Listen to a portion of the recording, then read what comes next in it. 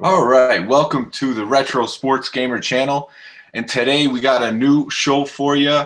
It's the Retro Sports Gaming Monthly. And I got two co-hosts with me today. I got Nick from Segathon and Troy from TroyGBLAN. We got quite a few topics to discuss today. We're going to bring to you some news from tournaments that have happened the past couple months, as well as upcoming tournaments, and then a few discussion topics for you, including the top 5 Tecmo Super Bowl players. So let's get on to this with the first thing. I'll start with Nick. What brings you back to these retro sports games? Oh, at the end of the day, it's the camaraderie of the whole deal. It's going back to a simpler time, playing games that you love. I think if I even look back at my old man, like they play a certain card game, like they call it Buck Euchre, and he still plays it. He's 70 years old and he still plays it. And when they play together, they act like they're 16-year-olds, and I think that's basically what these retro game things are. For me, at least at the end, is just kind of uniting under one thing and just having a good time. Cool. So Troy, what is it to you? What brings you back to the retro sports gaming tournaments and the games itself? At some point, we'll take a game franchise like Madden. At some point, it started becoming a job to play it. And whenever I'd pick up the controller of a NES or a Sega Genesis, it just immediately made sense. There was no relearning the curve, and the games never stopped being good. And that's one of those things where graphics didn't make it better. It was just good core gameplay, quirks and all. And going back, and it's kind of like bathing in nostalgia, going back to a time where it just made sense. Yeah, simpler gameplay, straightforward to the point, arcade action. I definitely agree with that. For me, really, the reason I started the Retro Sports Gamer channel is because I noticed I was watching a lot of YouTube videos, and all of the gamers on YouTube didn't talk about sports games. If they did, they were like one-offs. And I'm like, there's got to be like a community of retro sports gamers out there. So I started searching the internet for it, searching YouTube, Twitch, different things. There was nothing. So I'm like, all right, I'm just going to start the channel and just see where it goes from there. I like it. So, and, I noticed I was playing all these games a lot. I'd switch back from RBI Baseball to Tecmo Super Bowl, play some of the Madden games, NBA Street, NBA Jam, all these different games. I would go through phases of playing each one, and, played in a couple Tecmo tournaments back, 7, 8 years ago, and, went in and out of it. And then, now it's something that I like to do. So I'm going to keep going with it and just see where it goes. Yeah, I think it's a great idea. So let's go on to and talk about all these Tecmo Super Bowl tournaments that have happened, starting with Tecmo Columbus in Columbus, Ohio. That was June 24th, 2017. Kevin, how do you say his last name? Cavarello. Cabarello. He ran this tournament, and at this tournament, first place was Louis Boonagel, and we know him as, most people know him as Mort's brother, but he's actually really good at Tecmo himself. Dang right. I don't know. Have you guys played Louis before? Oh, Lou's great. Lou's great. He's such a good dude. He's such a good dude. He's one of my favorites of the group. And then Kevin's great too. Do you see Kevin's recent tattoo he posted? No, I haven't seen it. It's Mike Tyson punch out at Mike Tyson code 007-373-5963 on his back. It's amazing. Just amazing. His pet caption was, "Need the code to Mike Tyson? I've got your back." So he lives and breathes these games then. If he's got that tattooed on him, that's cool to see. Yeah. So I think that tournament. Speaking of Kevin Cabarelli, he actually placed second place at the King of '94 Wisconsin tournament back in April. So he's also an NHL '94 player. Multi-sport athlete. Yeah. Yeah, he's good at a lot of different games. So yeah, that he's just a stud player. So he's the definition of a retro sports gamer, I would say. Oh yeah, oh yeah. And so that tournament, I think, pulled in what, like something over 30 people. Oh, nice. I think that's what they had. Second place in that tournament was Matt Diaz, and then third, fourth, wasn't sure which one was which. I don't think they played for third place. We had James Person, Ryan McKay. So that happened June 24th. Diaz is a great player too. He his first year playing HSTL, I think he won the whole thing. And he's a funny dude too. Another great guy to just have a beer with, and talk Tecmo. And I think he played in another tournament and also placed. We'll get to that. But yeah, there's been a ton of Tecmo tournaments, especially in July and beginning of August. The next thing we had a big tournament in July was the Midwest Tecmo Super Bowl tournament. Oh yeah, yeah. One of the probably big four, huh? You think? Probably it's that and the Green Bay one, Thunder Bowl, are probably the other two real big ones, I would think. Don't you think? Besides Madison. Yeah, I would say so. They both run their own websites. They're all in the Midwest. I think that's where the heart of the Tecmo community is. Some Northeast, but you got them all over the country, to be honest. Yeah. Yeah, at Thunder Bowl, at least I don't know the official numbers on both tournaments, but I know as of the beginning of this year, right after they held theirs, Thunder Bowl was the second largest next to Tecmo Madison, and both Tom and I were present at that tournament. Definitely a top-notch job that Nate does, and then of course you've got the votes bringing in the likes of the legend David Fulcher for his foundation, so he's heavily involved. And as I understand it, I've never been to the tournament, but he actually plays in the tournament, but he will only play as the Bengals. That's kind of like the stipulation. You have to just find a matchup that works it so he can be the Bengals. And I don't blame him. He's David Fulcher. He can do that. Dang right. Yeah, he has that pull. And if he's going to come in and play in the tournament, he could use whoever he wants. 49ers even if he wants to. Yeah, and there's like 4 votes, I think, isn't there, that are all in the tournament? So they got the whole brother stuff going, and I think that's one of the wilder ones too. I haven't played it myself. I would love to get there. The Vote Brothers run this tournament, and the guys who placed in it, no surprise to anyone, but Mort actually won this tournament. He was first place. Matt Vogt, he's the bigger guy that loves the Bears. He's always wearing an Urlacher jersey when I've seen him. Yep. Third was Tecmo Psycho, and then fourth again, Mort's brother places again in fourth place. So, and Tecmo Psycho was a late addition to the tournament. He was, I guess, the day before he had signed up. He had sort of written off going to tournaments. And now he's relegated to tournaments just within a certain driving distance of his hometown, and actually went there to help out in some capacity just to get him set up, and decided to stay and play and ended up placing. So former Tecmo Madison winner in Tecmo Psycho. He won the Apocalypse Now tournament.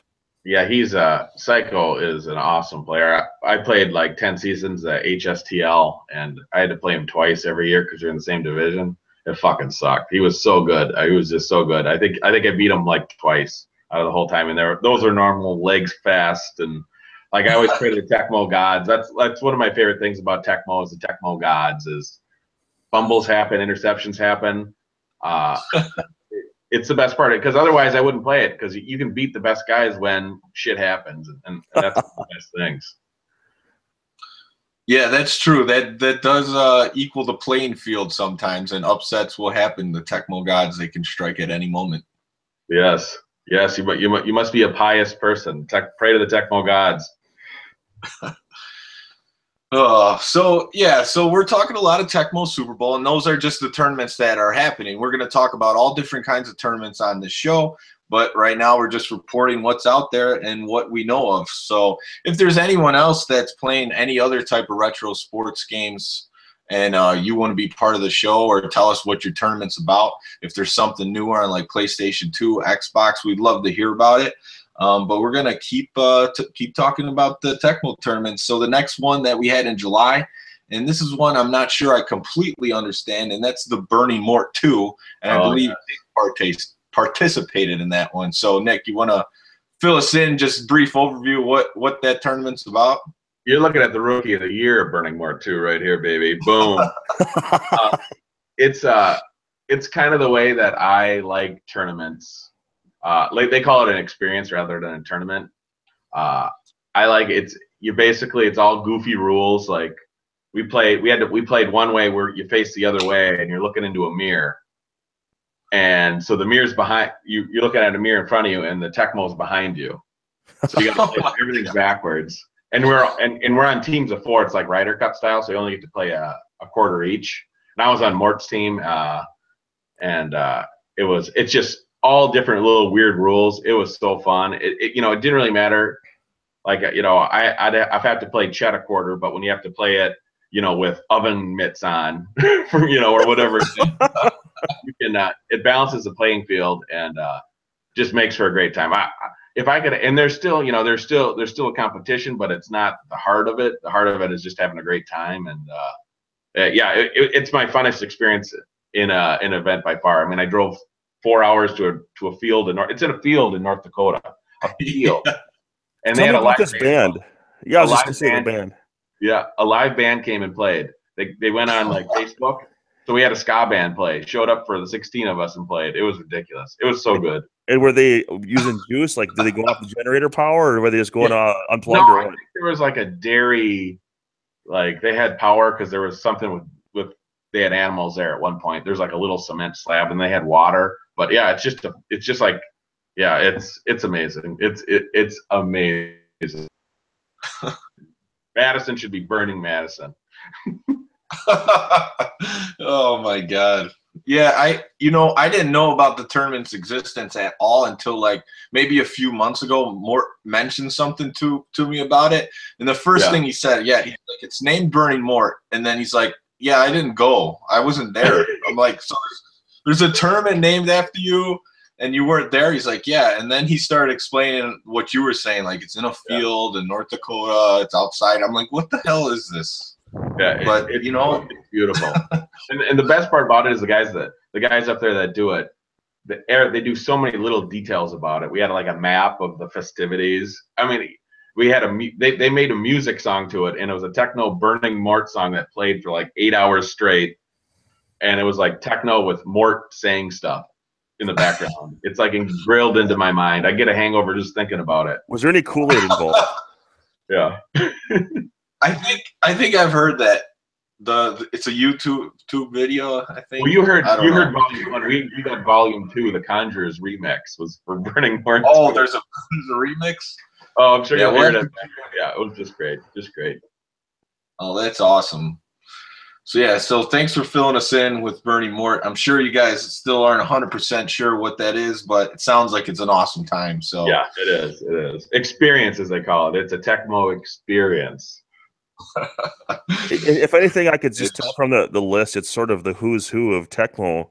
On the most part, it doesn't seem to be any obscure personalities. It seems like it's basically a bunch of known Tecmo entities from the Madison community.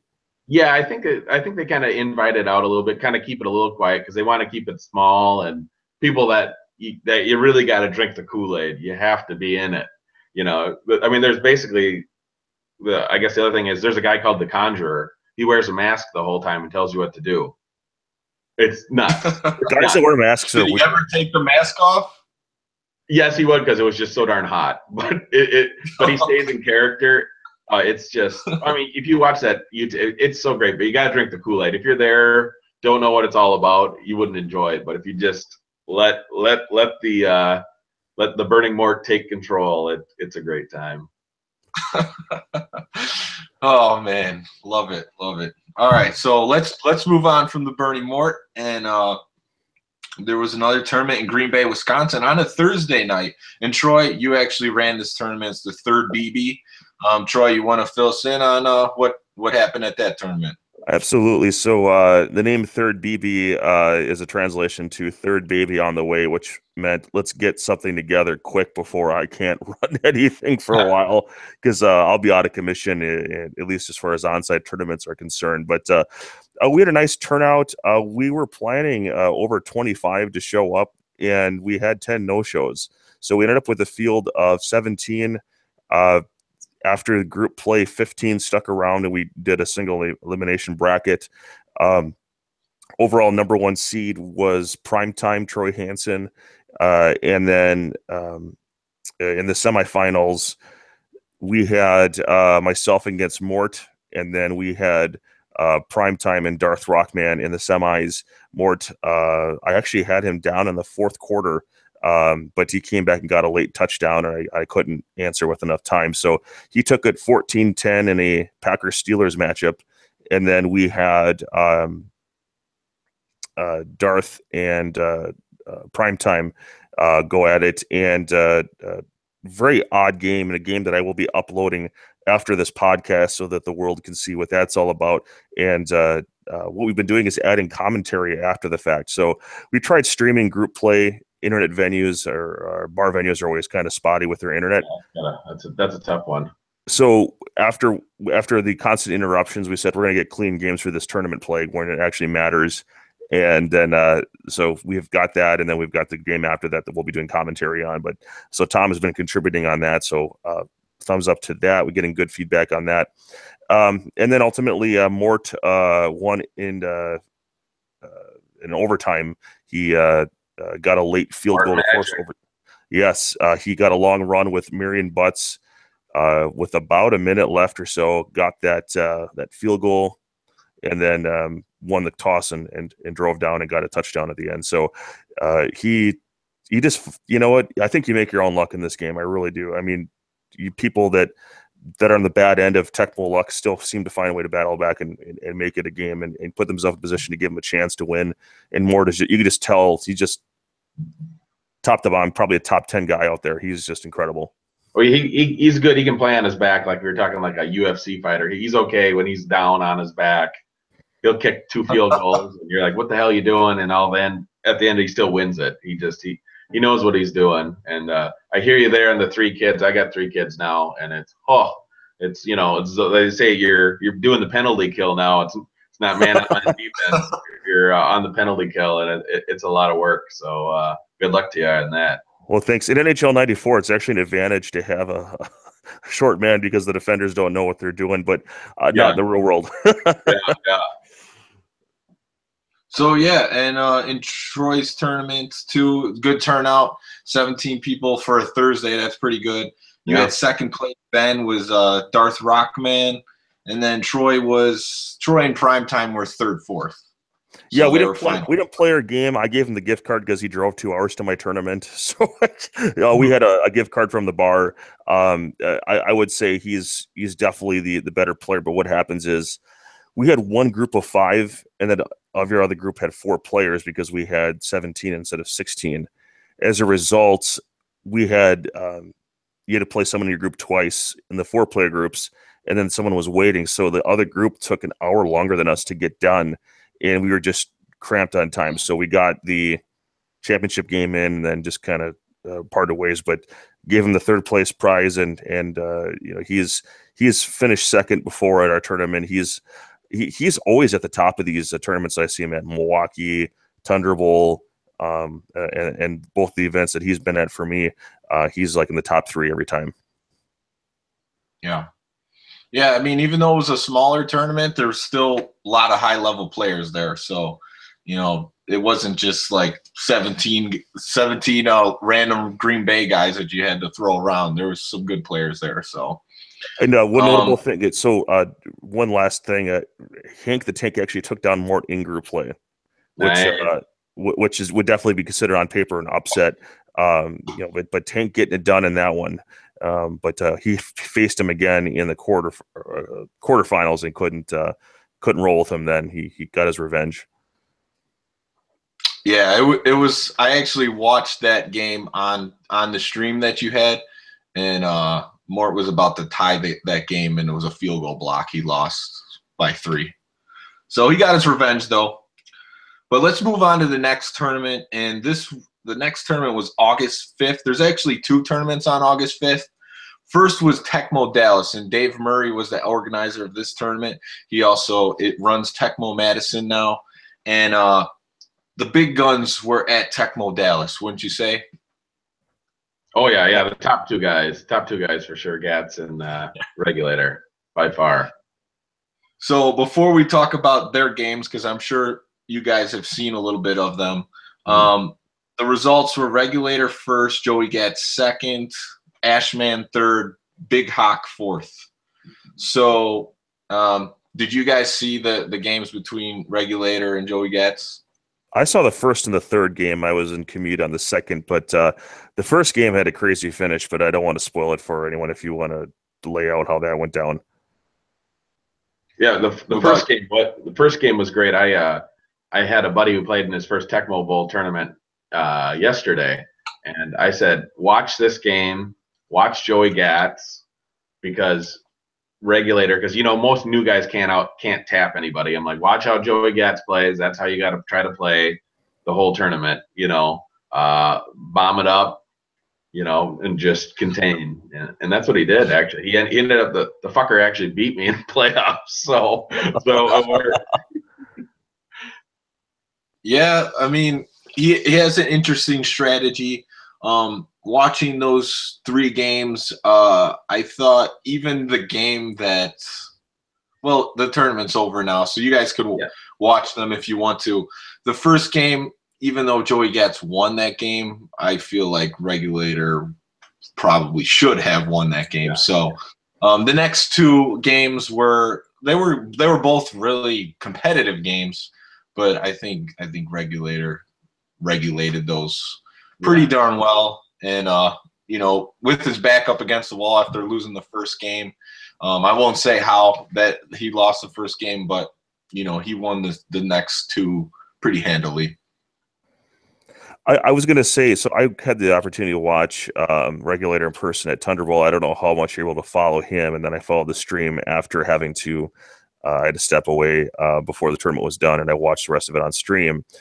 And Regulator absolutely dominated the competition. I don't think he was really ever in doubt his ability. The games, other players played with him, but he was just on another level. And then I was shocked when I watched the Madison stream. Now, Gatz is a great player, but people kept saying, well, Regulator's not here. What's up with that? I think he was gone last year, if I remember correctly. Or his bouncer, something happened. I thought he was gone. The one where he beat Aaron Toner in the finals. No, Toner beat Regulator on like a ridiculously long field goal. Okay. That's the whole Tecmo Gods thing. That Toner, he came out of nowhere, and a lot of it he just had. He played awesome first, but second he had the Tecmo Gods helped him out a little bit too. So we never got to see that those two Titans square off in the first championship for Joey Gatz.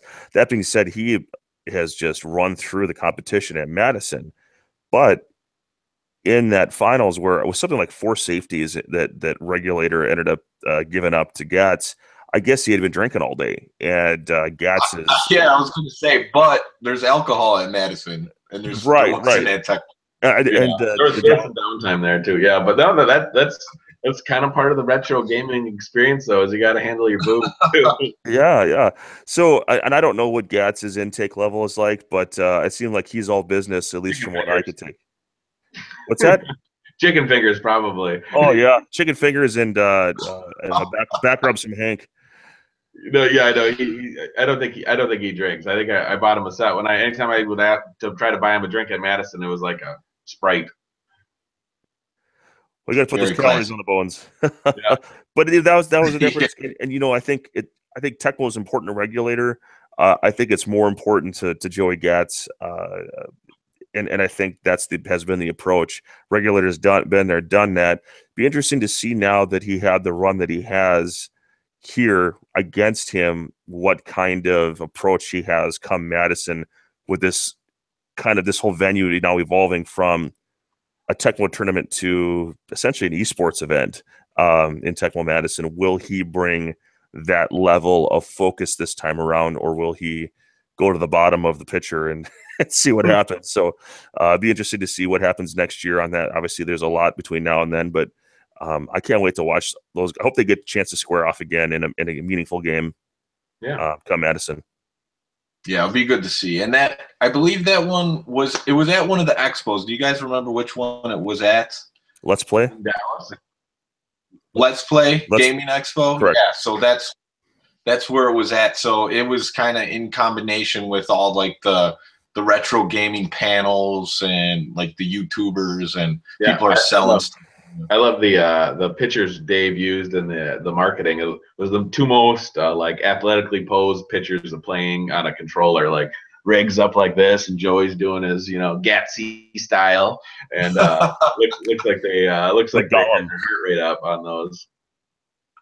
Yeah, I saw those. Those were awesome. Good promotion tools right there of the two of the elite players in Tecmo Super Bowl. No, another fellow retro community guy that was down at the Let's Play Expo was Hal Hawkins of the Retro World Series, and he had been involved at that prior Madison tournament, and so they have another event going on this weekend, and so they do more than just retro sports games. They do retro games of all kinds, but that's been going on, and there's been a lot of competition related to that as well. Maybe we can circle back and talk to Hal next week and see what how that all went and get a recap from him. Yeah, you know what? I was going to bring him up after the next two tournaments, but since you brought him up, the Retro World Series is something that started, in 2016. We saw them first at Tecmo Madison 12. They were a sponsor of the event. And from the pictures that I see of the kind of setup that he has in tournaments and the website, like his presentation of everything is top notch. Absolutely. And it's not just sports games though, it's everything. It's all retro games. I think like probably the latest system that they use is Nintendo 64, but he's at like Mortal Kombat tournaments, Super Smash Brothers, Tecmo Bowl, other NBA Jam tournaments. So he's got an array of everything. But I don't think the event has come out of Texas this year. Yeah, he's kept it in there because he had some connections inside of there that I think were helping to absorb some costs, or maybe even I think it was a financial decision for him. As that interest grows, he may expand beyond that. But it'll be interesting to kind of get his goals. Maybe we'll get him on a future podcast here. What I can tell you, last year they had original Tecmo Bowl, two of the best players in the country, Nathan Mertz and Brad Bell, who won that tournament. Those guys run the Tecmo Bowl versus RBI Baseball podcast, and those two guys squared off in the finals. So he did bring some top-notch talent in last year for that particular game. Yeah, of course. Yeah, so I'm really interested to see where it goes from there, because the set, like I said, from the pictures that I've seen, the setup is top-notch. So I like to see maybe it expand to the Midwest, like during the winter. I think it could do pretty well. Yeah, what the hell with all these tournaments in the summer? I mean, we get up in Minnesota, we get like 8 weeks of nice weather. I'm like, and I spent 2 of them playing video games. I'm like, okay, we got to do it in the dead of winter. That's probably why we like these games so much, because there's nothing else to do. Right? Yeah, exactly. Yeah, it's so cold. You just sit inside and play games. But hey, at least the one tournament was outside. Yeah, there we go. Amen to that. All right. So on the same day, there was another tournament in Cleveland. So there was like a triple threat in Ohio. And the organizer was Thomas Jenkins. I think it was his first tournament. And I'll just say what the results are. We can talk about it a little bit. Mort won that tournament. So I think that was the third one he won in a row, first place. Which one was the one where Mort was sleeping? Like Diaz took a picture of Mort and put it on the Midwest. Oh, that was the Midwest one. Okay. And Matt Diaz was second. Again, another second place for him. So he's kind of like feeling like when Tom Brady loses to the Mannings. Oh, yeah. Some point reverse. Yeah. Because I think Lewis beat him in one of the other tournaments. So okay. So there's the comparison there. And then third was Jason Wolf. What I noticed about this tournament is Tom Jenkins got it on the news, local news there in Cleveland. And he also got like arcade cabinets out there. So there was like arcade cabinets there on free play for everyone to enjoy. So I think the tournament pulled in close to 50 people. So it'll be interesting. That tournament goes from there. There was no seeding. It was like a blind draw lottery. So you just played in whatever pool they put you in, which is kind of interesting concept. But yeah, you know, some top level players still went over there and played, and you know, they came out. Mort won that tournament. You guys got anything else to say about Tecmo Cleveland? Well, that's cool that they pulled that many. That's awesome. I didn't know that. Well, I did a little reading into just some of the on the TecmoBowl.org and then his Facebook page, and just kind of tracking down some of the timeline of everything. And it sounds like his beginnings are not dissimilar from the Segathon tournaments for NHL 95. He was running them for some time just out of his house. And it expanded to the point where they wanted to open it up to the public, because they were just busting at the seams, and they saw the momentum of the community. And I had never heard of Tom prior to this tournament, but it sounds like he's putting quite a dent and a name for himself out there, and doing it right, making it more than just a tournament, but an experience for everyone. And I imagine he's going to continue to have good things happen for him. Yeah. From what I've seen and heard about it, it looks like it was a great tournament. So it could only grow from here. Let's move on to the next tournament. And this just happened yesterday, and I believe Nick was a participant. The Millard's Mayhem 2. Yeah, Millard's Mayhem. It was run on. I'm looking at myself in this Google Hangouts. Looks like I'm about ready to get a lap dance here on the couch. But the Tecmo cheerleader will swing by. So it was run. There was this 2D Con event, which is like a big gaming convention that I never heard of. They hold it at a local hotel here in the cities, and yeah, they had like floors of stuff going on. They had like Chris Kluwe, who was old punter from the Vikings. He was talking about his game. They had like free play arcade. They had a lot of people dressed like in cosplay stuff, you know. So it's kind of weird. Like I always tell myself, I'm a nerd, but I'm kind of a sports video game nerd, and the Zelda nerds are a little stronger brew than me. So, but it's all good. And there's a lot of younger guys there that, you know, kids would come into the room of us playing, and they'd be looking at it, and I'd be like, "What year are you born?" And half the time, Tecmo was older than the kid, you know, and they're young adults now.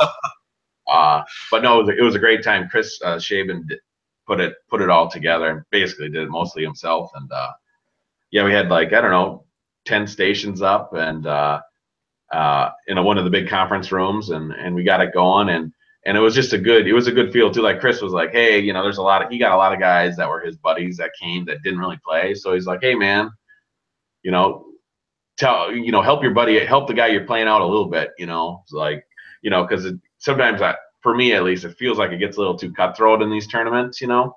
And at the end of the day, it's all about fun. So like, you know, the first guy I played, I was like, oh yeah, you can't, you know, don't put a reverse in your playbook. You know, that kind of stuff. You just got to tell them, because otherwise it's just you know, shooting fish in a barrel, you know. So, but it was a great time. Mort came. Mort was under the weather. He looked like he was dying for a little bit there. Blood pressure is a little high for him. Yeah. I think just the traveling and everything else. So he basically, it was him, and then Kyle the Gamer, and then Noonan, his brother. A lot of Iowa guys came up. And we played. Justin Peters there? Who? Stasio's and Justin Peters, did they make the trip? Justin Peters was there. I don't know about Stasio. I don't know if he came with somebody or not. I'm bad with names. You know, everybody, I don't really know the real names. I just know their handles, you know. The Stasios are two twins. They come from Iowa. So. Oh, okay. Okay, I don't think they were there. So, but it was a good tourney, and at the end of the day, it was Mort and Kyle, the Gamer, and Gamer took one. Mort took the second one, and he played on his back the whole time. He was down, kicking field goals, and won. And then the third game was just ridiculous.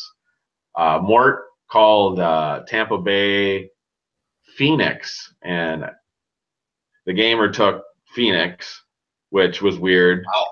And then Mort Mark Carrier. I mean, there were so many Mark Carrier for the receiver for the Buccaneers jokes because he was catching everything. Mark was doing these little lob jump passes for every touchdown. He had like almost 300 yards passing, or 300 yards to Carrier.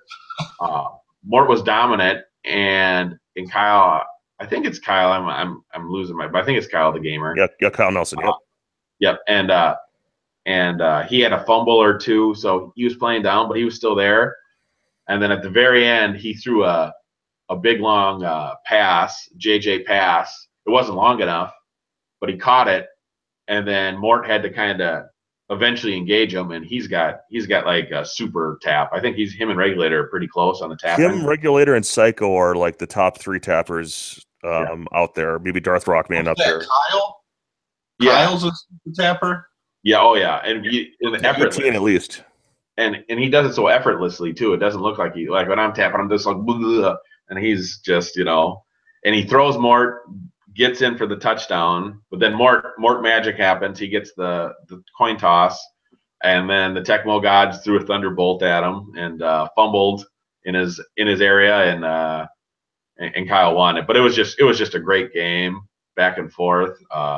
It's fun to watch. It's really fun to watch. Too good. And it was actually a good show game. I think it was like 31-27 at the end or something like that, rather than those 14-10 stinkers. That's a lot of Tecmo points. Yeah. It was fun. It was just the Mark Carrier. We said it, instead of Millard's Mayhem, we were going to call it Mark Carrier's Mayhem next year because it was just ridiculous. We were all hooting and hollering, and it was a really good time. Oh, it's Vinny. He can get away from any called play. Yeah. Yeah, usually the Mark Carrier making a difference in Tecmo's on the Bears, not the receiver. Exactly right. That's exactly right. Oh man, so yeah, that was a good tournament. Miller's Mayhem too, and I saw that was like with the win in that tournament, you get free entry into the Tundra Bowl 5, which is in Green Bay. So that's a cool addition to that tournament. And I heard he made Nate made the trip to that as well. Yeah, he did. He did well, and then he got down to Justin Peters, and he was down 14-0, and he got up to 10-14, marching down to the end zone, and then he had 4 plays, and Justin held in the red zone. That's the thing, the Tecmo red zone. You get in that inside that 10-yard line, your offense gets kind of nerfed, especially if you can't out tap, and you got to be able to pass. I think he was Pittsburgh. Justin was Dallas, so you really couldn't throw any passes up. It was a good game though. I was right next to it, so I had just lost to my buddy. I was teaching him, telling him to muck it up the whole way, and he called Cleveland Green Bay on me, and I'm like, and I was like, oh yeah, we'll play, and we're playing, and I even put. With Green Bay, I even put a freaking wide receiver. Like me, I put a wide receiver reverse in my playbook. It's like, he doesn't know how to fucking stop it. So I'll get Sterling Sharp for a bunch of yards. But I just had a couple fumbles, and then he was just Bernie, the Bernie bomb. The Bernie bomb is such an equalizer, and he beat me 14-7. It was dirty, and I wanted to take a shower afterwards. There's certain matches like that where the Packers, a lot of times you can't find Sterling Sharp with Mikowski to save your life, where you hit 4 touchdowns with him. It's just it is, and that's the total thing. And that's like the one thing about Tecmo. I always tell people to just muck it up. If you play like Noonan, I played earlier, and I got to call the toss, and I called like Seattle. What did I call Seattle and another shitty New England, Seattle, New England, and my favorite matchup. And he had a couple fumbles, and I would just bomb it with Craig, and it was 28-0. But Noonan normally would beat the pants off me, and he ended up finishing 3rd. So, but that's just how it rolls with shitty teams, Yep. Yeah, that could definitely equalize the playing field in Tecmo, those crappy teams at the bottom. But let's move on to the next tournament.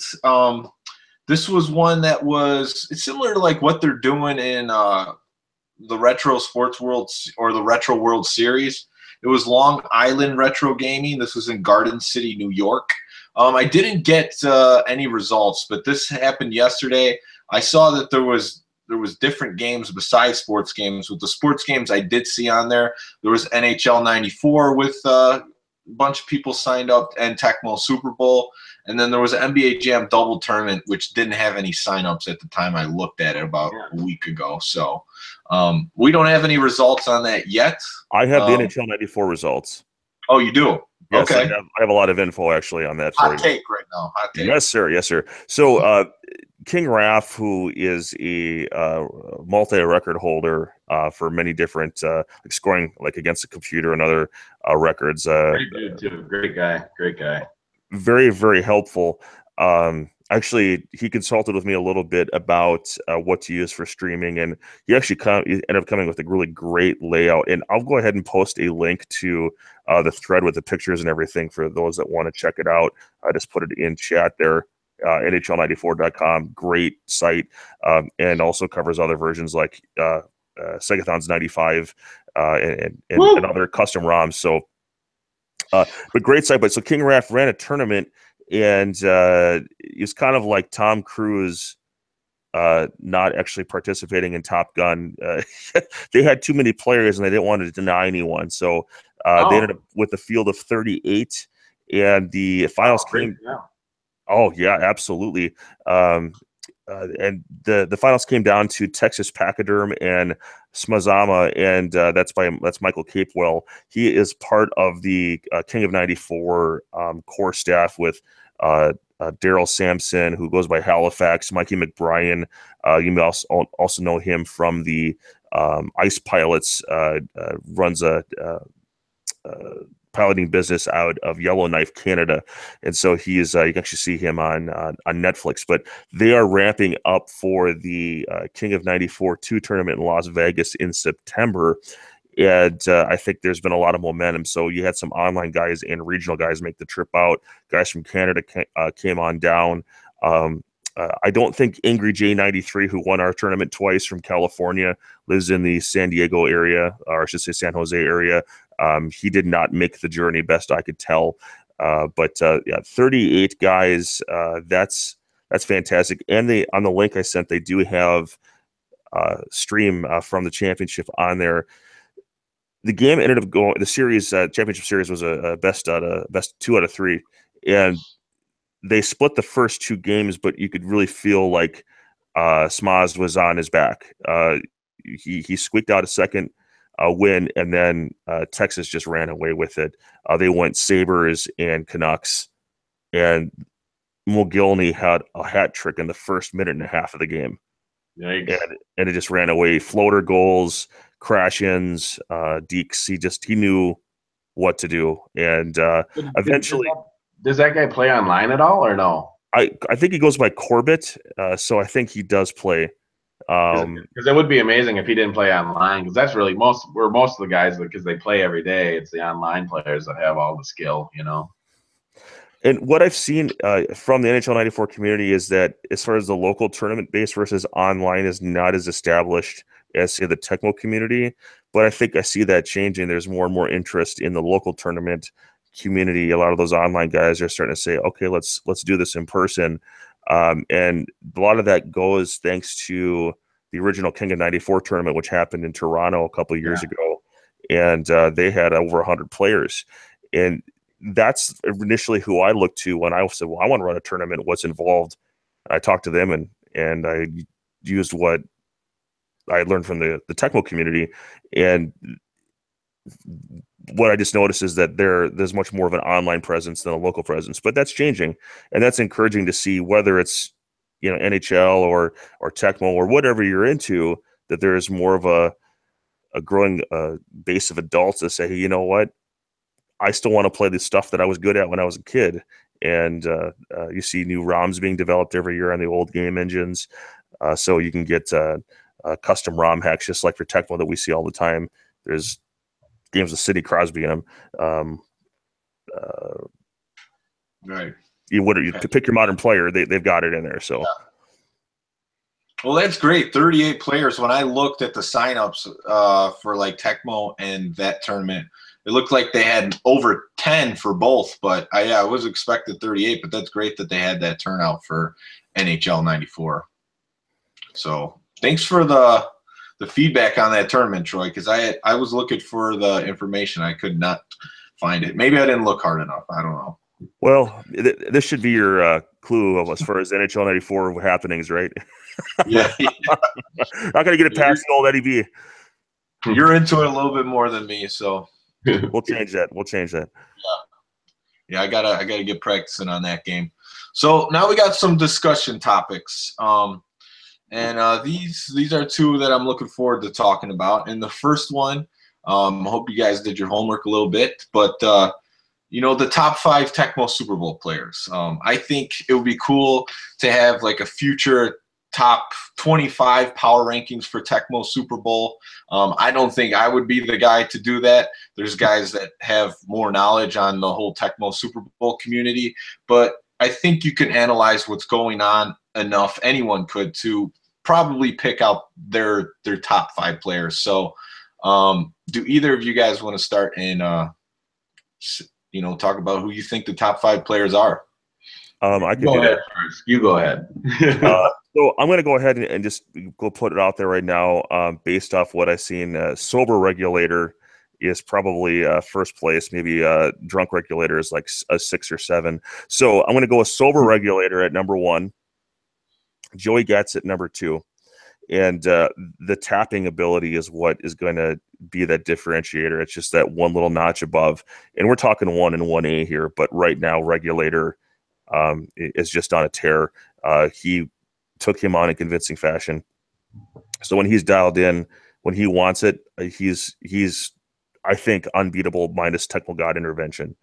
So then number 2 is going to be Joey Getz. His overall knowledge and experience with the game and just perseverance, ability to break down and get in the head of an opponent and call his plays is what really sets him apart.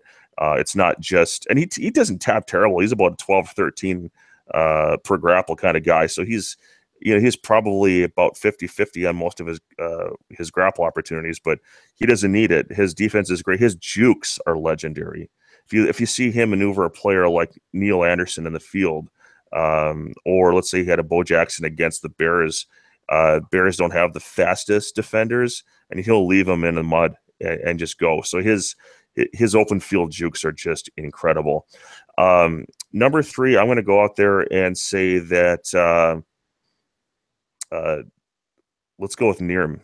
Nirm is a guy that's a little quiet out there, but he's consistently. What's the guy's name?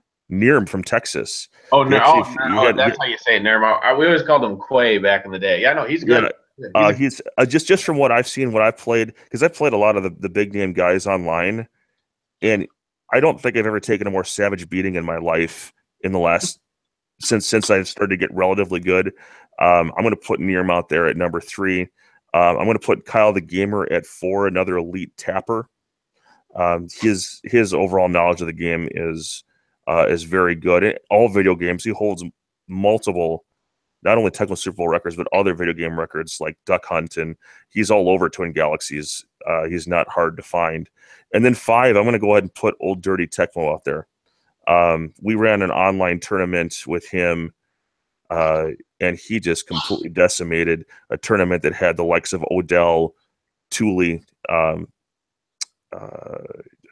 Brewdog was in that tournament. Rico Reek was in that tournament. I was in the tournament, not that great, but Nos was in that tournament, Suicide King 81, and some other common online guys, and he wrecked them all. And that's Diaz too. He was by Diaz, and he won. That Tom was talking about earlier. So right, we're talking. So right now, that's my top 5. And I'm sure that's a fluid thing. It can change, month to month. Mort is still very high for me, but there's something about when he plays, he goes up against the top of the top for some reason. Like he gets mentally spent. Like I said, he's always kind of playing from his back. So while he has taken the tournament from a number of these local ones, I'm still going to say, day to day, I'll go with the top 5 that I put out there. Cool. I mean, I think there's really a top 2 guys right now. You got Regulator, and I mean, I remember when he first came on the scene on the online stuff. He was, everybody thought he was turboing because it was so fast. Even if you took, but now if you took away his thumb, if you broke it off, he's still a great passer and everything else. That he does that red gun pass, the shotgun, the weird shotgun play, for the 4-1. Pass 4. Yep. Yeah, and he's basically says that if there's two people open on that play, like it's amazing if you watch him play. Like, I'd almost call that play instead. Everybody probably calls run 3 against him because they're so scared of it, but he does that red gun play better than anybody. And then Gatz, of course, would be right up there too, just because he's played 11 billion games and the passing and everything else. So those two for sure. And then I guess after that, I'll just kind of probably throw out names that haven't been named. Like Mort, you got to give it to Mort just with the traveling. It's almost like the Yager. He's still out there. He's going to everything. You got to give it to him that he's been to fucking 5 tournaments in like 2 months, driving around. 2 weeks more like. Does he have a car? Does he have a car or not? Because I think he gets rides at a lot of some places. So, so that's amazing. So yeah, I'm just going to put him at 3 just for the road dog. Chet, of the Madison crew is great. He's won Madison twice. I think the kids slowed him down. When you get that first kid, your priorities change a little bit, and that messes up. And then trying to think of somebody, Psycho is great. Tecmo Psycho is great. Eat shit Oranga. Oranga is great because I love passers. Odell's a great passer because I can't tap for shit. So I'll throw Oranga in there for 5 because Oranga and the Rams for 5. That'll be mine. The Rams. He's filthy with them, isn't he? Yeah. So that's what I enjoy. I love that type of passing, not that meathead tapping stuff. What's with that fucking tapping? Meathead tapping. Oh, I never heard it put that way. Yeah. So my top 5 is more similar to Nick's. I think you could go 1-2, either Regulator or Joey Gatz. But it seemed like Regulator at this Tecmo Dallas with no alcohol. It looked like, oh man, something broke in the house. Get a gun, man. Should I call 911 or no? He is in Chicago, man. They can't have guns there. Yeah. So, yeah, but look behind you. Just kidding. Just a cat. Yeah. Joey Gatz obviously running through 2 Tecmo Madisons in a row without a loss is just unbelievable. With all the players that go to that tournament, I mean, so you could go 1 or 2 either way, but I think based off what have you done lately, it looks like Regulator's the best player. Joey Gatz number 2, and then I would say what Nick said. Chet played in Tecmo Madison. I don't think he plays as many tournaments as he did. But he was like 4th place in the most recent one. Plus, he's won a couple times, and I think he was runner-up a bunch of times. And that's the biggest tournament. So I would say he's 3. And I only put him I think Mort's been tearing it up. When you go 3 straight tournaments, you win those tournaments, and then you're second in the one that was just yesterday. The only reason I put him 4 under Chet is because I don't think he's beat Chet. That's what he's told me. Mm-hmm. He says he just has a hard time playing versus him. So I would go those as top 4. And then 5, I feel like you could make a case for any of the guys that you've mentioned so far. It's really hard to choose. I mean, like the one guy, Matt Vogt, he top 8 at Tecmo Madison. He was second to Mort in the Midwest tournament. Even Mort's brother, he's top 16 at Madison. He won a tournament, and then he was 4th place. Matt Diaz, runner-up at these 2 tournaments. So, I mean, I'm just looking at the most recent ones, but I think you can make a case at 5 for any of these guys. So, but yeah, it's pretty interesting to think about. We'll see if the next few months of 2017 change anything, or if we're gonna have to wait till next year to see if anyone rises up like the Aaron Toner kid. Yes, we'll see if it happens.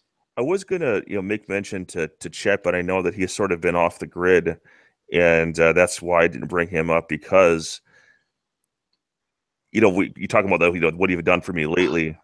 part. But Chet, on if you're going to go all time on Rushmore, he'd be on the Tecmo Mount Rushmore. Yeah.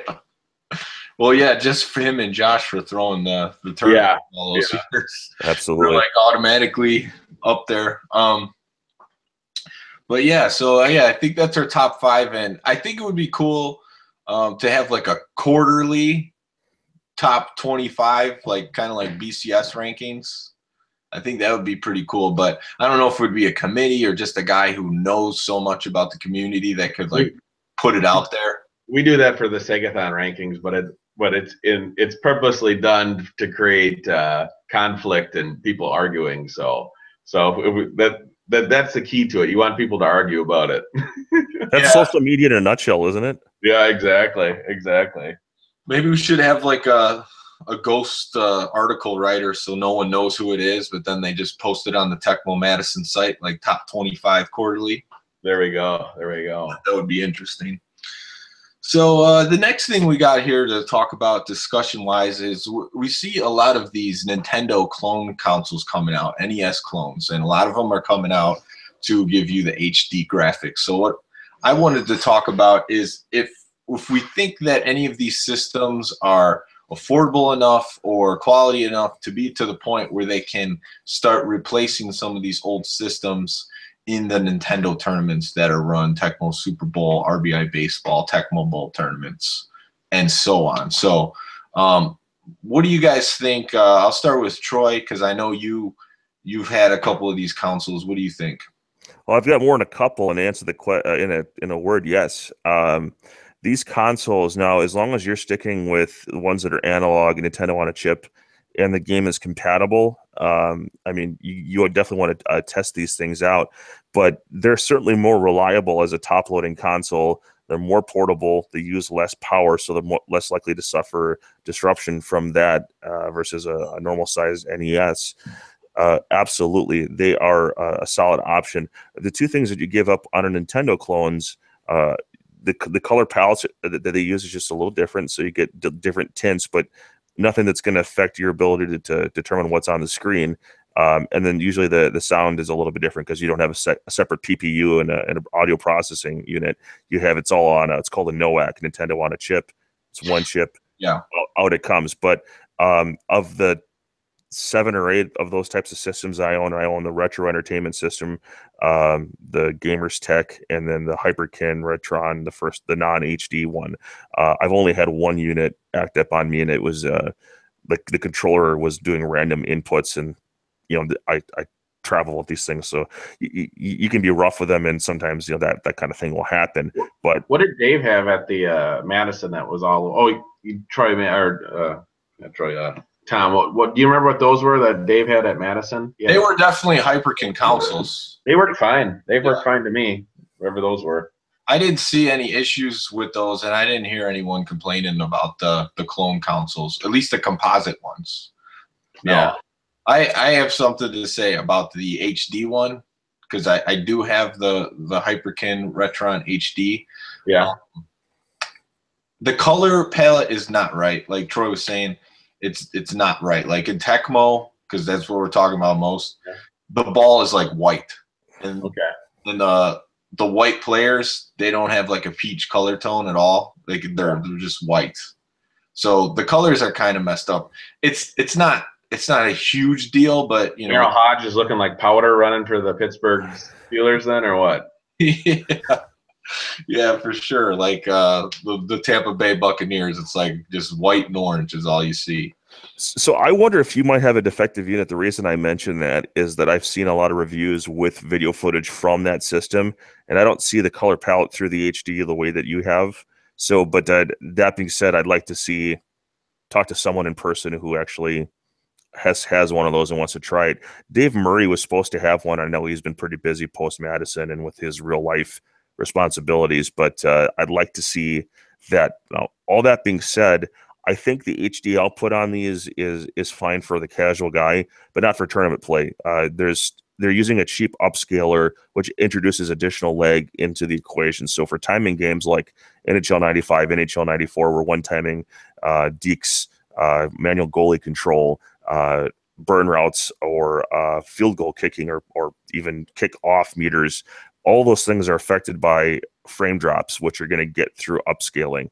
And then you have the fact that it's not signal, it is now a digital conversion happening. So there's additional frames of lag that happen from that. So you're looking at, 1 to 4 frames of lag versus just playing it on a CRT. So as long as those exist, those will still be the best gameplay core experience that you can have versus an HD system.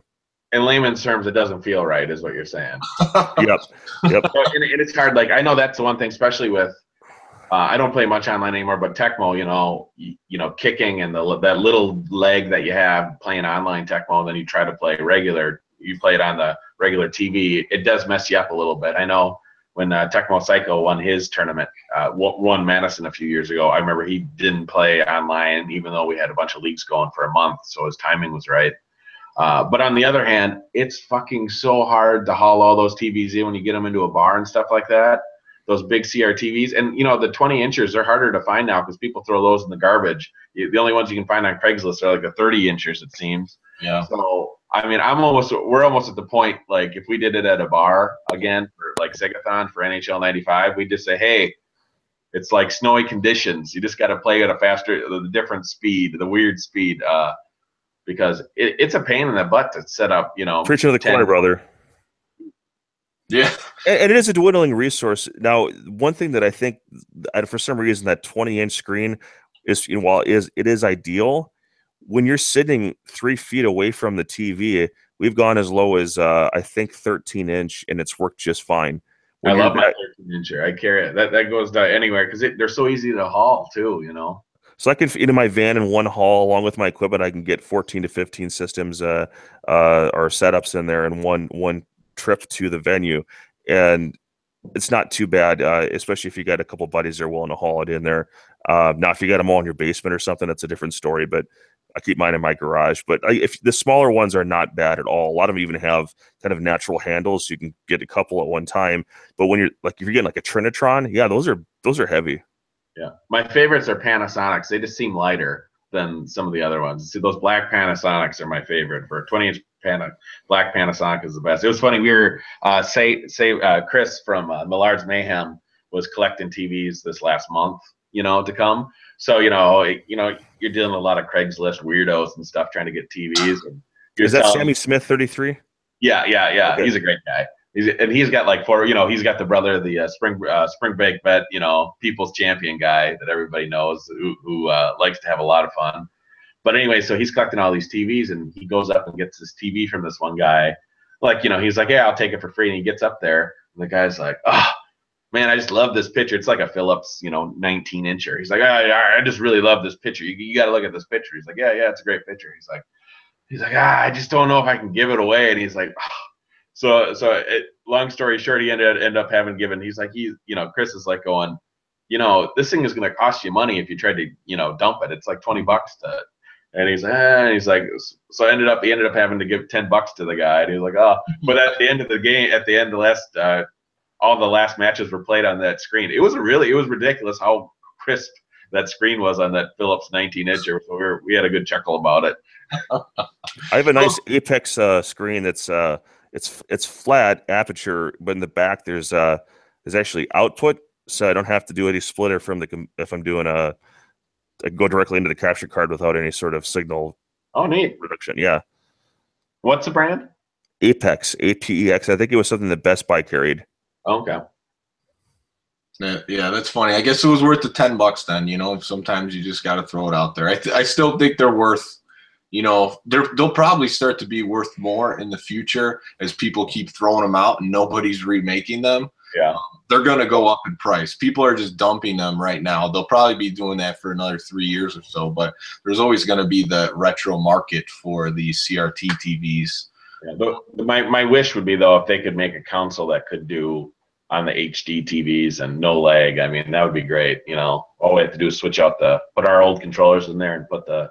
Yeah, there's a console I've been talking about on my channel called the Polymega that's supposed to be like modular, and they have the inputs for like the Nintendo and the Sega Genesis, and it's supposed to be in HD. You could back up your games to it. Yeah, it seems pretty cool because then it's like an all-in-one console. How much? But they said it's less than a Nintendo Switch, so it's going to be up there with like the retro AVS at least. Yeah. You know, but so it's not going to be something you could play use at tournaments, but it'll be good for like just home use because it's going to play the CD games as well, like Sega CD, PlayStation. Little Sewer, was it Sewer Shark? What was the Sega CD game that came with? Sewer Hawk, Sewer Shark, I think something like that. I don't know. I'm not a Sega CD connoisseur. So. What? I got one that hasn't been hooked up forever. I remember buying that thing. I think I bought 2 games for it. It was a piece of shit, man. It reminds me, I got to follow up with Kevin Cabarello. He won one of our obscure NHL 94 challenges during our first tournament, and that was one of the giveaways was a Sega CD version of NHL 94. Okay. And so he pulled that way. He didn't have a unit at that point. We like said, you got to get one. So he was going to do that. So I got to follow up with him. I think it doesn't play pretty much the same, but they just have videos in it. Like instead of a video game like the sound chip from the Sega Genesis, it's actually recorded like organ music and sound effects. Okay. And the gameplay, I think like the weight bug is fixed if you're familiar with that at all. I believe that is fixed in that. It's very close, but it's tweaked a little bit. Yeah, I'm surprised because no one really plays that because you could emulate that too, right? With the Sega. Absolutely, yeah. And it doesn't seem like nobody ever goes to that one. And if the weight bug was in it, you think that'd be a good switch to switch it to. Yeah, you get a lot of people that are so used to that for the classic core guys that, and I'm kind of in that skew. Like I've played custom ROMs, but just like for Tecmo, I mean, it's kind of fun to mess around as Aaron Rodgers for a little bit, but then I go back to competitive play, the core game. Yeah, Sega CD, it's really just, from what I see from the games, they look the same as the Genesis. They have just like music tracks and loading times. So, what I wanted to say too about the Hyperkin Retron HD, it's $40. Besides for the color thing, out of the box, it's been the least reliable Nintendo that I have. No shit. Wow. Yeah, that's the problem. Like, I would say at least a third of the games, like, they freeze at some point. Thankfully, I think you got a defective unit. I seriously mean that. Like, I've played with dozens of different consoles of different clones, and the only time that I ever have issue if the game's dirty or if it's new and it just hasn't been broken in and the connector isn't, that's. I would be 2 for 2 on Hyperkin products that are defective then. Not surprised. The Super Boy was the other one. That Super Nintendo handheld. I bought that a few years ago, and I played it, and then the first time I went to charge it, it didn't charge, so I just returned it. I'm like, no. I think I got a 6-button Sega controller that's Hyperkin, and it feels pretty nice. I can't remember if I haven't used it much though, but the feel looks pretty good. Like compared, because there's a lot of shitty third-party Sega controllers on the market. It's the only one that's even close. Yeah. If you're playing a game like NHL 94 or like any of the old Madden games, or even like NBA Jam, it works perfect for that. But if you're doing a game like Street Fighter, the D-pad's a little stiff and hard to get your quarter circles up for your fireballs. Yeah, absolutely. Yeah. So, and I was going to say for you guys that throw the Sega tournaments, they did come out with the Sega clone console that hooks up to HD. I don't know. Did any of you guys check that one out? If my wife bought me, if I bought another frickin' Sega, my wife would probably divorce me. I got too many already. I already got all the tube TVs. In fact, I have, I think 11 Segas, and I have a lot of Model 1s which support RGB natively, so there are component cable conversions out there. That's a real pretty hookup. So I haven't gone to that level yet because the displays that I have don't support that, but it's nice to know that I can at least go that route. For NES, I think HD is more in demand than Sega or even a Super Nintendo for that matter, for the same reason, because RGB has been available on both those consoles natively since their launch, actually. Yeah, and I think for the most part, the only thing that messes with me is like the lag. Like I'll still throw my Nintendo onto my plasma TV and just deal with it. But like the picture and everything. I guess I'm not super big into the picture, although Sega is different because the RF or is coax Sega ones, it's a horrible picture compared to the what Troy was talking about there with the better RGB. Yeah, there's a big difference. Yeah, you don't get that kind of wave going through.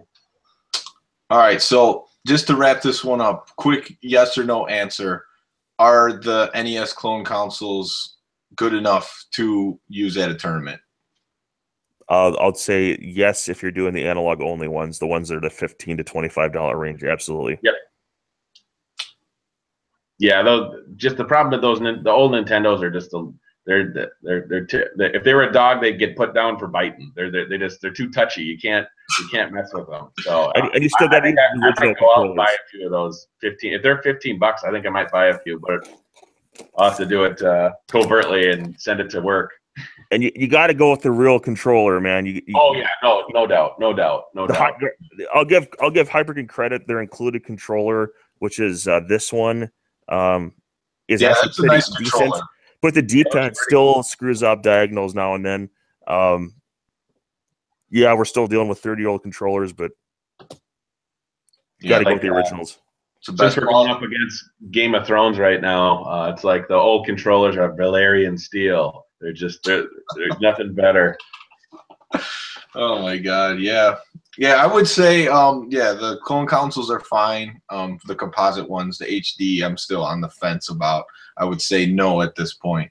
And then, like you guys said, you got to go with the original controllers. So let's move on to the upcoming tournaments for August, and then we'll wrap this up. But we're going to save a little bit of time to talk about the NHL 94 tournament in Las Vegas at the end. So August 22nd coming up, me, Mort, and Flo, we're throwing in money, prize money, free-to-play cash prize tournaments on a Tuesday at Michael Anthony's Pizza in Berwyn.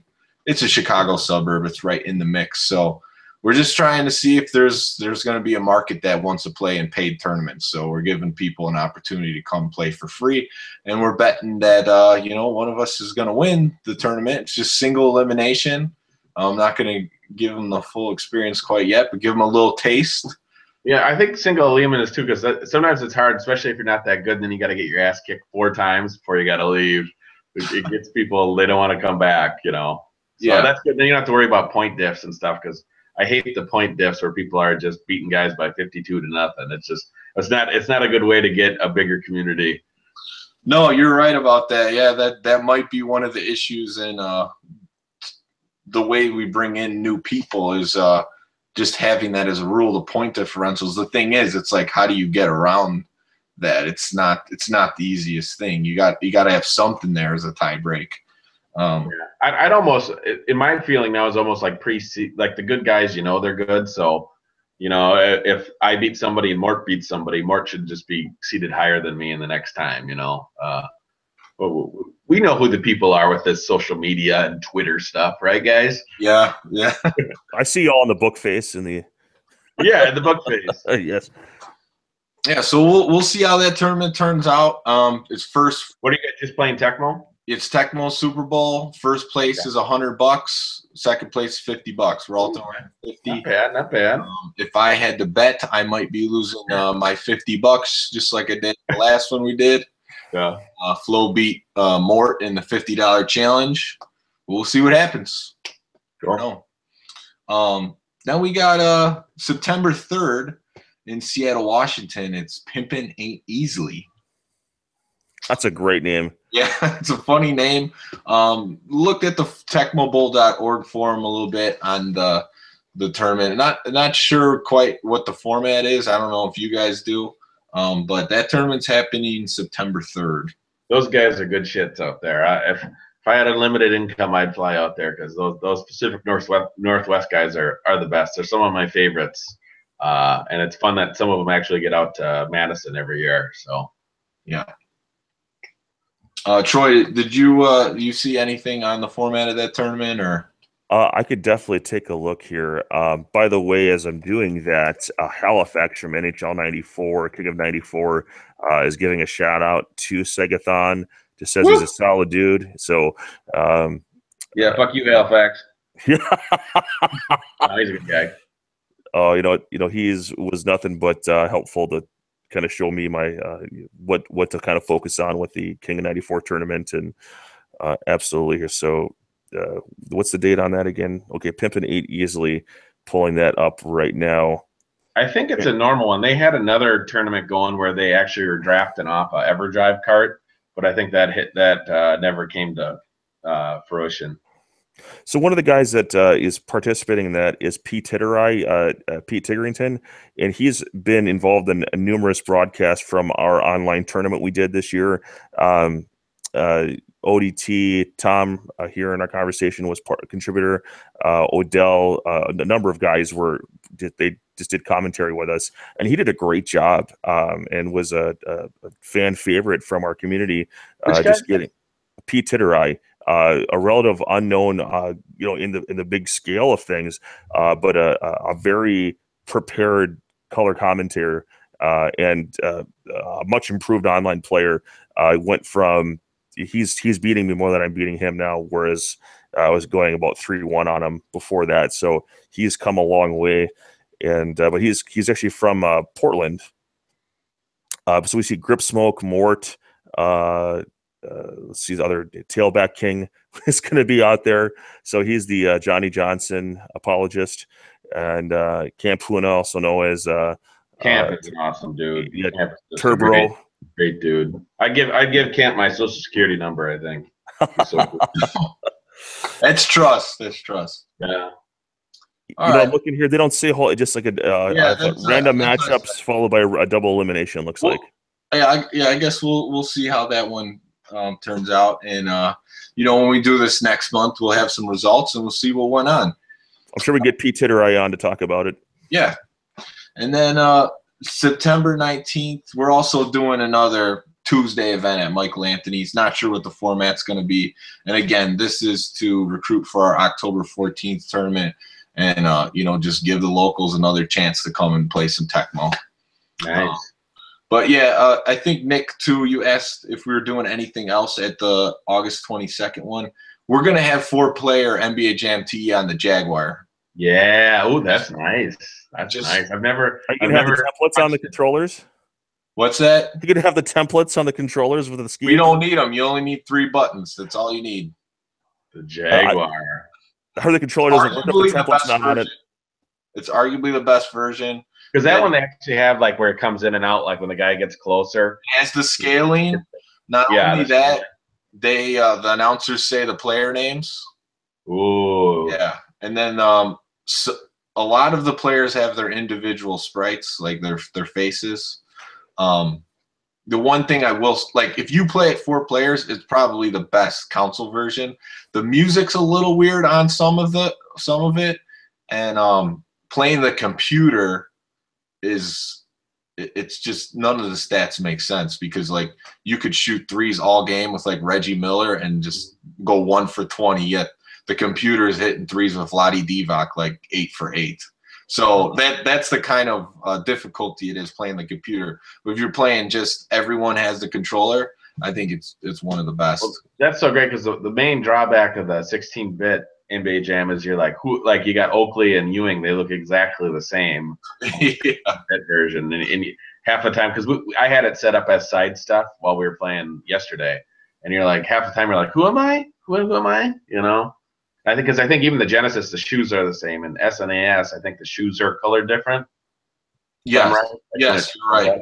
So that helps a lot. Color different. There's 3 different color or 3 different colors. I think it's just blue, yellow, green, and red. So yeah. it makes it a lot easier to tell which player is which if they look exactly the same, like you were saying. A lot of people think that the PlayStation version and the Saturn version are the best, but they're definitely not. The way the game plays, it's like the players are slidey and. Oh, really? Because you could probably buy PlayStation 1s and NBA Jam, and for $100 you could probably get a few of them. They got to be nothing right now. The PlayStations are nothing. I think the game though would still run you a little bit. Maybe okay. $10-15. But well, you can get that game pretty cheaply still on the Genesis and everything. So if you need a lot of them, I think the Genesis is probably the most cost effective tournament system out there. Yeah. Which you can get those things for $25-$30 a system. I would agree.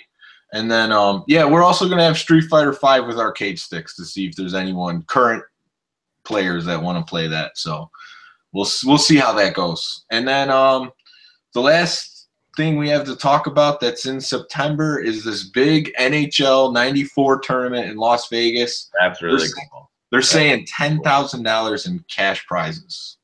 Ooh. I'm excited to follow the stream. It's something that if I had a bucket list, I would go to.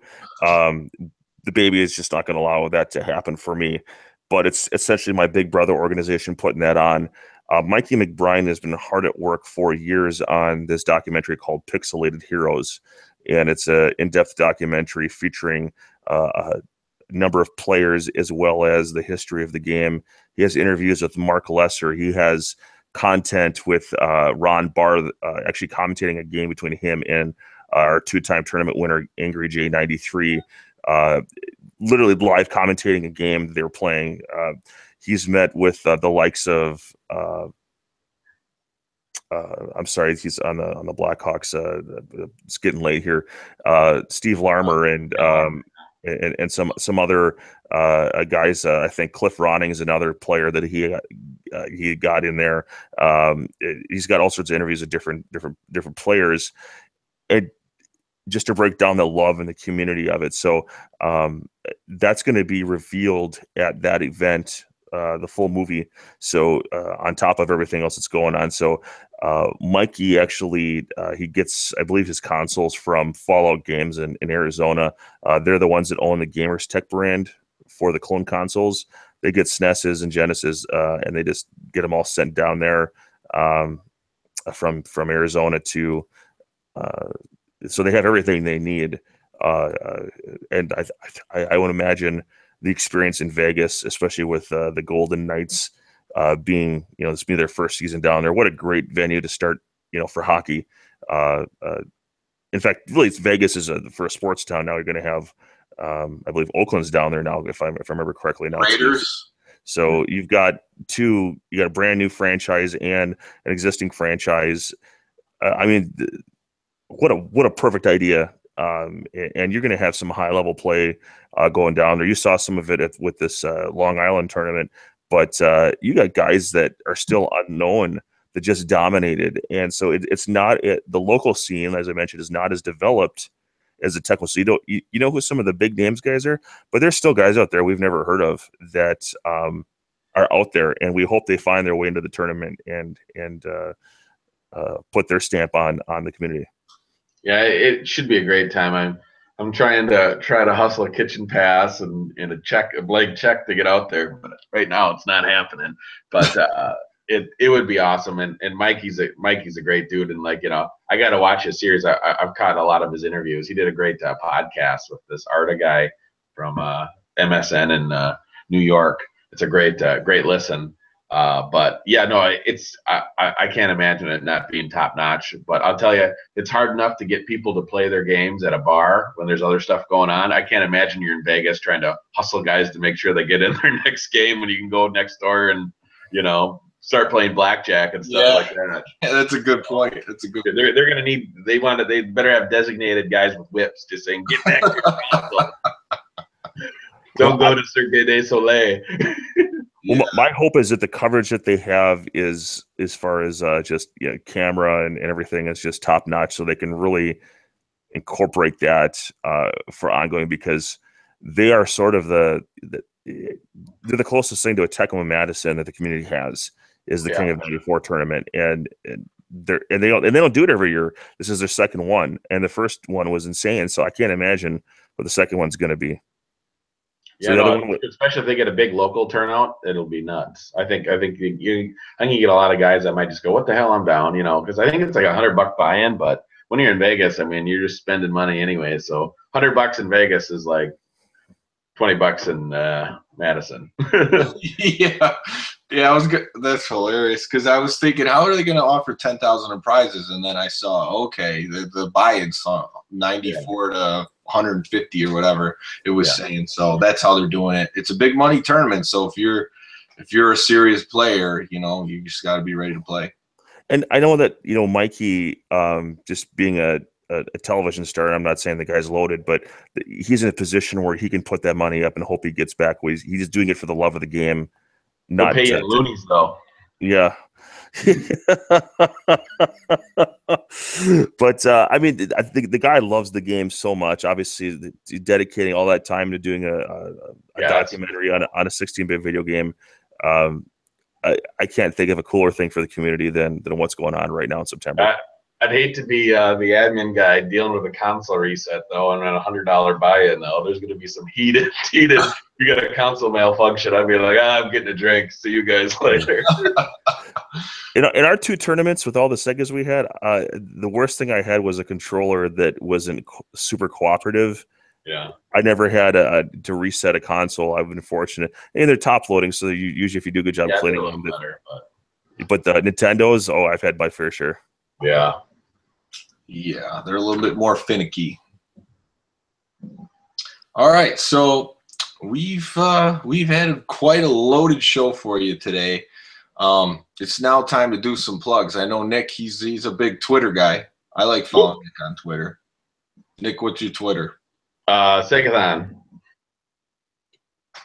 At Segathon for Nick. And then Troy, you got a few things going on. What do you want to plug? I guess at Trojan Voices, the Twitter. You can find us on YouTube. If Troy space GBLAN, that's Green Bay Local Area Network. You can find me on YouTube. That's what it is. I was always wondering what the hell that was. So our history is back in LAN parties for PC. Oh, nice. And then we still do that. It's just smaller scale. But that's how we got we've been doing that now for this month will be 15-year anniversary of GBLAN. So, but going into the future here, I think we're just going to continue to try to support other communities until we know what's going on with their own while I deal with, real life and being a family man. So, outside of that, I don't have a whole lot else to plug right now. All right. Well, cool. Guys, thanks for joining the show. These are going to be my co-hosts on the show. Hopefully they can make it every month. We'll try to get the kids to bed on time. Yeah. And then we'll try to get people on it, interview guys who win the tournaments, the tournament organizers. So maybe next week we could get on one of these guys and see what's going on. But if you checked out the show, thanks for watching. I'm just gonna plug. Everybody's watching Game of Thrones right now, man. I'm gonna try to watch Game of Thrones after this. I'm gonna be dead tomorrow at work. I already watched it. Oh, don't tell me. Don't tell me. Don't tell me. I snuck it in before I got on this. Someone did something and someone probably died. That's yeah. That stuff happens. But yeah, thanks for watching the channel. I'm the Retro Sports Gamer. Thanks for checking it out tonight. Next week we'll try to answer some of the live questions too, because there might have been some chat. I didn't pull up the chat for the live stuff. So how do you even pull up the chat? I don't even know how to do it. I'll pull it up next month for the Retro Sports Game Monthly. But thanks for checking it out. We'll see you guys later.